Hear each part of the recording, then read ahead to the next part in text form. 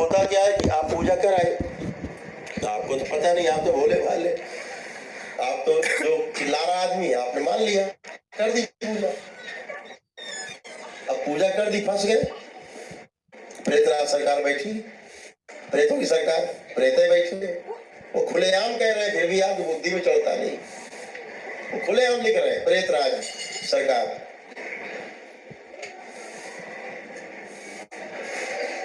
और प्रेत 3 प्रकार से आपको तंग करते हैं, उसके बारे में आपको पता नहीं, जानने की ना आपने कोशिश की, और जिनके पास आप जानते हो उन्हें पता भी नहीं, और जो व्यक्ति कुछ जानते भी होंगे बताते नहीं, क्योंकि उनकी दुकानें बंद हो जाएंगी अगर आप जान गए, फिर आप कैसे वहां पे करेंगे, कैसे दुकान चलेगी, रोजी रोटी कैसे चलेगी।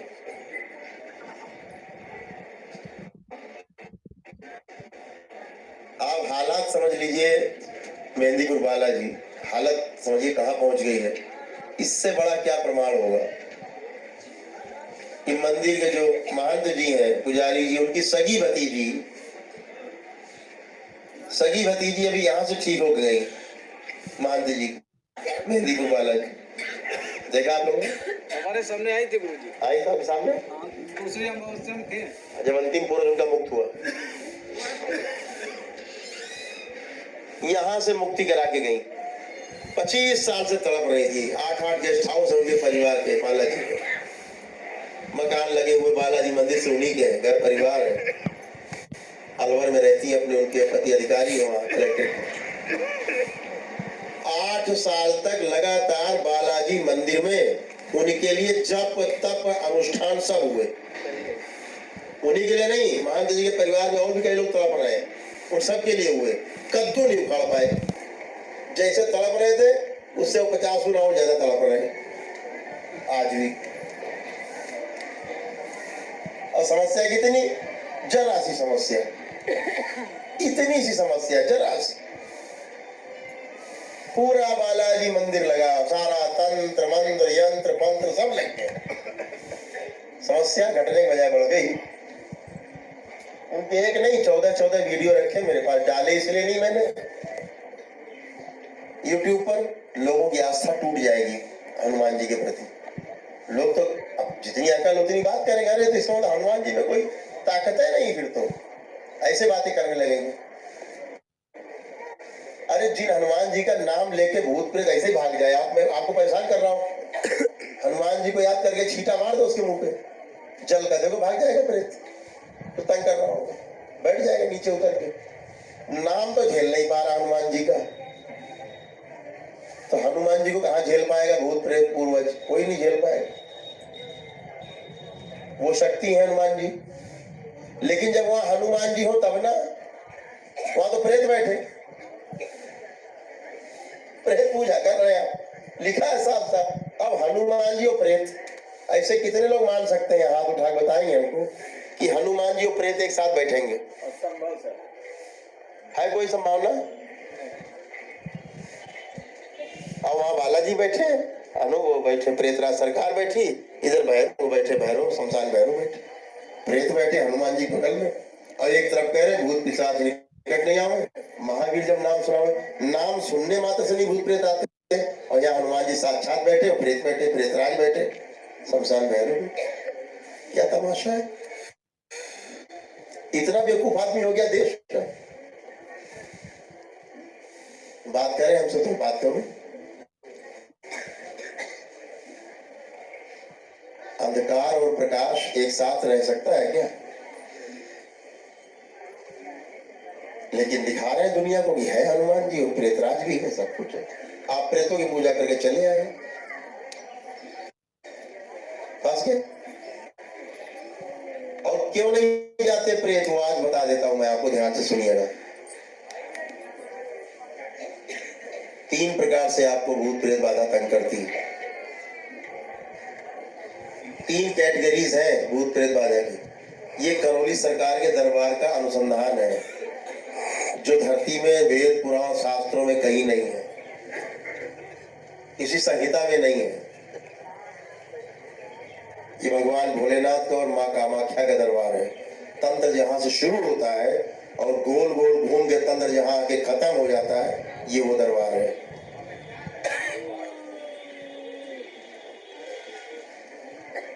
तीन प्रकार से भूत प्रेत बाधा से आप पीड़ित रहते हैं। कभी आपको ध्यान नहीं गया होगा, कभी आपको किसी ने बताया नहीं होगा, बताया तो तब जाने, पता ही नहीं।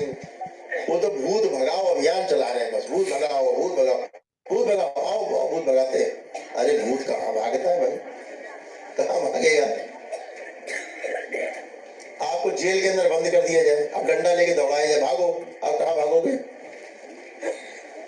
भागो, कितना भागोगे? कहाँ भागोगे? जेल के अंदर। आप जिस डीएनए में उसी के अंदर भागते रहो, दौड़ाते रहो, जाए कहाँ? जाने का कोई जुगाड़ नहीं है, कोई रास्ता नहीं। प्रकृति की व्यवस्था बिल्कुल अटल है, एकदम अटल, बदलती नहीं। नियम कभी बदलते नहीं, ध्यान रखो। नियम सदा सदा एक से रहते हैं, नियम कभी नहीं बदलता। ये जो बाहर से भूत प्रेत आते हैं, आप जा रहे हैं, आप इत्र वगैरह लगाए, बाल खोले हैं, एक तरह का निमंत्रण है। जैसे आपने चींटी के लिए आटा जो है डाल दिया, शक्कर मिला के, गुड़ मिला के, तो चींटी आएगी। गुड़ डाल दो, शक्कर डाल दो, चींटी आएगी, चींटे आएंगे। गुड़ डाल दो, आएंगे। ऐसे आप आमंत्रित करते हो तो भूत प्रेत आते हैं। या चैलेंज कर रहे हो कहीं तक खड़े होकर के, आओ देखें कितने बड़े तो भूत प्रेत, हमारे ऊपर आके दिखाओ, ऐसे बोल रहे हो तो आ सकते। या आप अगरबत्ती सुलगा दो दरगाह बाजार में या बालाजी में, प्रेतराज सरकार में, तो आ जाएंगे प्रेत, खुले घूम रहे हैं सब। यही ऐसा दरबार है, करौली सरकार का दरबार, जहां भूत प्रेत खुले नहीं घूमते।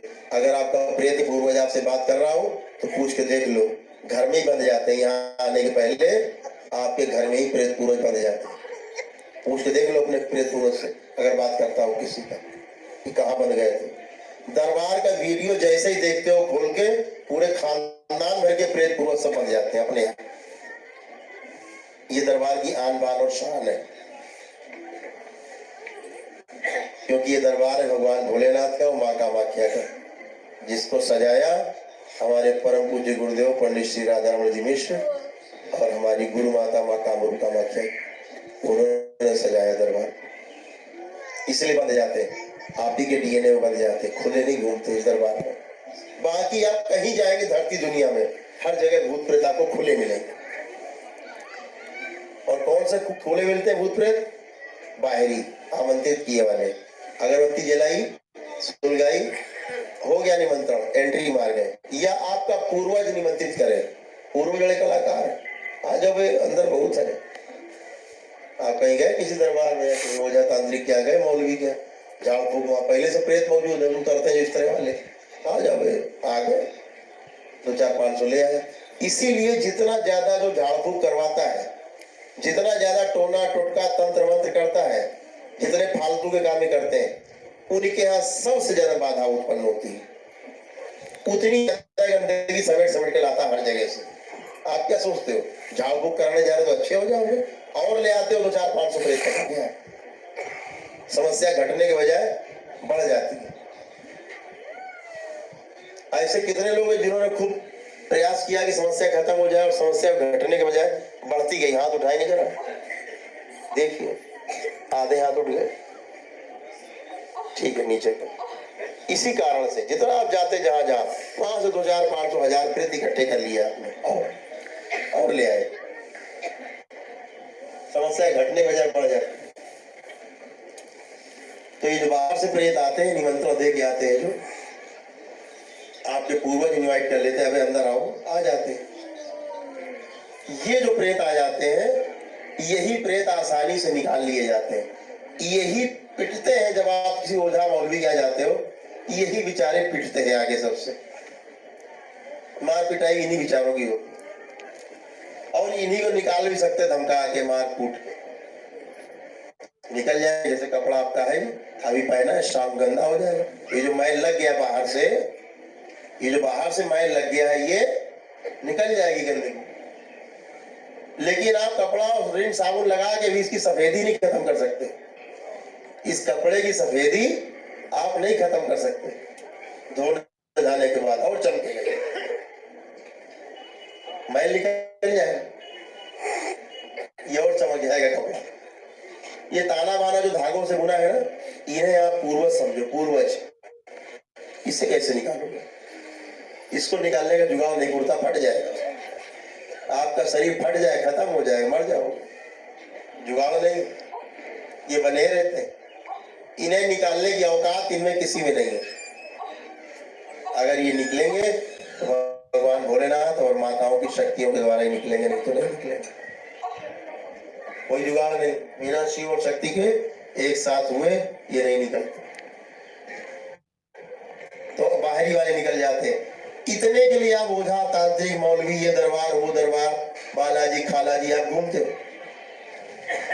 और हम आपको बहुत सटीक बात बताएं अनुभव की। ये बाहर वाला जो प्रेत है ना, यही आपको बार बार सूचना देता है, चिल्ला के, हल्ला मचा के, बवाल करके कि अंदर कुछ गड़बड़ है। वो चिल्लाता है, कभी ये दिखा, कभी वो दिखा, कभी कुछ दिखा। ये सब यही होते हैं लोफर टाइप के, बाहर वाले छिछोरे टाइप के प्रेत। ये आपको बार बार सूचना देने का काम करते हैं कि अंदर भारी गड़बड़ है, संभाल लो। आप डंडा लेके उन्हीं पीछे पड़ जाते हैं। और पता है, ये प्रेत निकालने का एक बहुत सरल सा उपाय है, जिसके लिए आप दर ठोकरे खाते हो, प्रेत निकल जाए। और जो निकल जाते हैं प्रेत, बाकी बैठे रह जाते हैं पूर्वज और क्रॉस ब्लड लाइन वाले प्रेत। वो तो उनके बाप भी नहीं निकाल सकते वो जाके। तो ये जो प्रेत आप निकलवाने जाते हो बाहर वाले, इसका बहुत सरल सा उपाय है वैदिक। मुश्किल से 3 सेकंड में निकल जाते हैं सारे प्रेत। किसी भी अमावस्या को गंगा स्नान कर लो, ओम नमः शिवाय बोलकर 3 डुबकी मारो, और 3 डुबकी मार के जब बाहर निकलेंगे गंगा जी से, एक भी प्रेत नहीं बचता, सब गायब। इसीलिए हमारे ऋषि मुनियों ने, पूर्वजों ने तमाम विधियां बनाई, परंपराएं बनाई। जैसा मैंने शुरुआत में आपसे कहा कि आप मान के भी चलते रहते हो तो अच्छे होते। केवल गंगा स्नान मात्र से ही बाहरी जो भूत प्रेत है सब निकल जाते, जिसके लिए आप दर भटकते हो, लाखों रुपया लुट जाता आपका। तो आप जो है इतना सिंपल हवन, कोई तंत्र मंत्र नहीं, कोई जादू टोना नहीं, कोई टुटका नहीं, बार बार मंत्रोच्चारण नहीं, बार बार कोई आहुति नहीं डालनी, सिंपल इतना सरल हवन। हवन की विधि कितनी सरल, इतनी सिंपल है। और पूजनी बाबा जी कहते हैं, जब आप हवन या नमन करके अपने पूर्वजों को मुक्त करा लेते हैं तो 4 प्रकार के पुण्य आपको प्राप्त होते हैं। पहला पुण्य आपको प्राप्त होता है, आप हजारों प्रेतों को भस्म और संगार करा के उनको प्रेत योनि से छुटकारा दिलाते हैं। वो किसी अन्य योनि में जाके जन्म लेते हैं, और जब प्रेत योनि से छुटकारा मिल जाता है उनको, तभी आपका पीछा छूटता है उनसे। अदरवाइज आपका पीछा इनसे नहीं छूट सकता जब तक उनकी योनि परिवर्तित न हो जाए। और योनि परिवर्तित करने का अधिकार भगवान शिव के पास सुरक्षित है, जिसका संचालन माताएं करती शक्ति का। पहला पुण्य प्राप्त होता है। दूसरा पुण्य प्राप्त होता है आपको जब आप दरबार पे हवन करके अपने आप पूर्वजों को प्रेतों के बंधन से आजाद करा लेते। पूर्वज आपके प्रेतों के बंधन से आजाद होते हैं 5 हवन में। इसके पश्चात 7वां हवन करके जब अमावस्या में आते हैं, सब मुक्ति पाते हैं। अगली अमावस्या में आते, बचा हुआ एक पूर्वज मुक्ति पाता है। ऐसे करके आप दरबार से अपने सभी पूर्वजों को मुक्ति दिला लेते हैं। ऐसे पूर्वजों का जन्म 54 दिन के अंदर हो जाता है मनुष्य योनि में। विदिन 54 डेज में बर्थ हो जाती है, दोबारा जन्म हो जाता है, रीबर्थ। आपके परिवार में, खानदान में, मित्रों में कहीं जन्म होता है। कुछ पूर्वज ऐसे होते हैं जो पूजनी बाबा जी से मांगते हैं कि हमें फला लड़की के जन्म से ही जन्म लेना है अपने, या अपने फला लड़के के उसमें जन्म लेना है।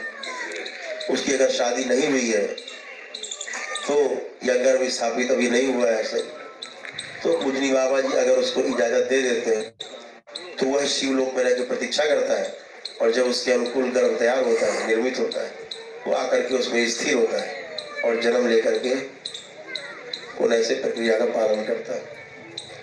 ये दरबार के नियम छोटे छोटे। तो ऐसा करके आप दूसरा पुण्य आपको प्राप्त होता है।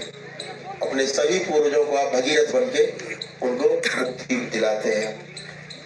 ये सौभाग्य आपको प्राप्त होता है। इससे बड़ा कोई सौभाग्य नहीं कि अपने पुरखों को आप मुक्ति दिलाता है।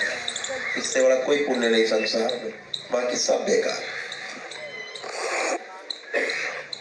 तीसरा पुण्य आपको प्राप्त होता है कि आप जीते जी स्वयं अपने आप को मुक्त करा लेते हैं, अपने पूरे परिवार खानदान को प्रेतों के बंधन में जाने से बचा लेते हैं। अन्यथा जैसे आपके पूर्वज बैठे हैं सैकड़ों सालों से प्रेतों के बंधन में रहने को मजबूर है, ऐसे ही आपकी मृत्यु के बाद, आपके परिवार के एक एक सदस्य की मृत्यु के बाद सबको ऐसे ही बंधन में प्रेतों के बैठा रहना पड़ता है। सभी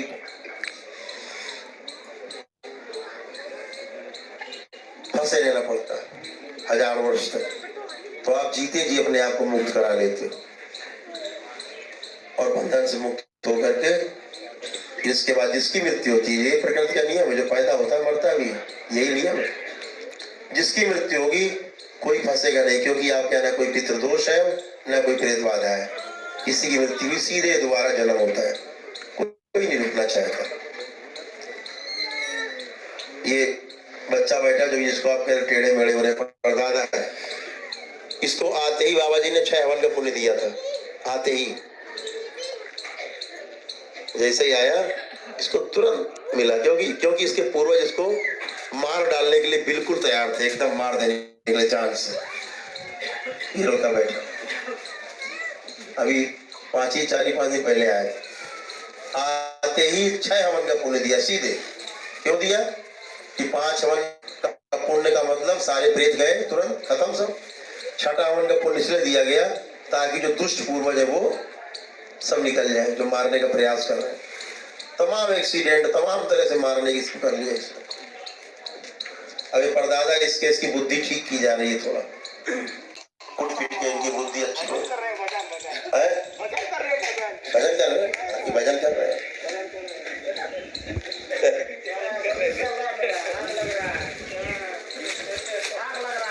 शरीर में आग लग रहा है और भजन चल रहा है। करौली सरकार के दरबार की मार बहुत बुरी है। इससे बचने के लिए ये लोग कहते बाबा तुरंत भस्म कर दो, उनको मार दो बच्चे को। तो चौथा पुण्य आपको कब प्राप्त होता है? जिस पीढ़ी ने अभी आपका जन्म नहीं लिया है और आपका जब वो जन्म लेती है तो उसको एक सुख और समृद्धि से भरा हुआ परिवार मिलता है, शुद्ध डीएनए मिलता है, किसी प्रकार की प्रेत बाधा नहीं रहती, किसी प्रकार का कोई पितृदोष नहीं होता। वो आपके यहाँ जन्म लेकर के और सुख और शांति से अपना जीवन व्यतीत करता है। शरीर छोड़ने के बाद शिवलोक को प्राप्त होता है। आपका जब 7वां हवन करके पहली अमावस्या करते हैं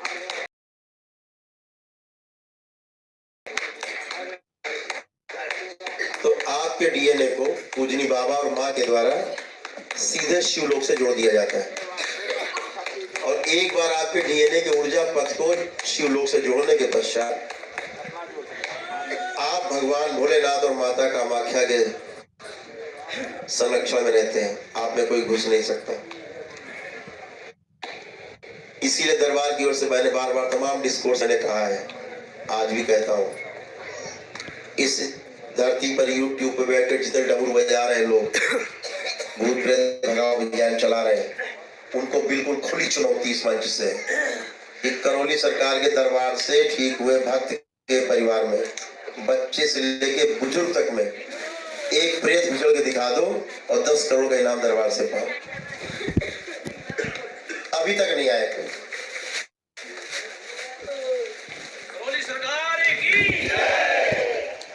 इतनी हैसियत नहीं। एक है दरोगा जी, उन्होंने ट्राई किया। उनका गुरु जी हमने ट्राई किया तो हमने क्या, वो बोले भूत घुस गया। तो हमने कहा दिखाओ, बोले मेरे थोड़े ना गुरु जी, जो तांत्रिक मेरे ऊपर घुसेड़ रहा था उसी का उल्टा घुस गया।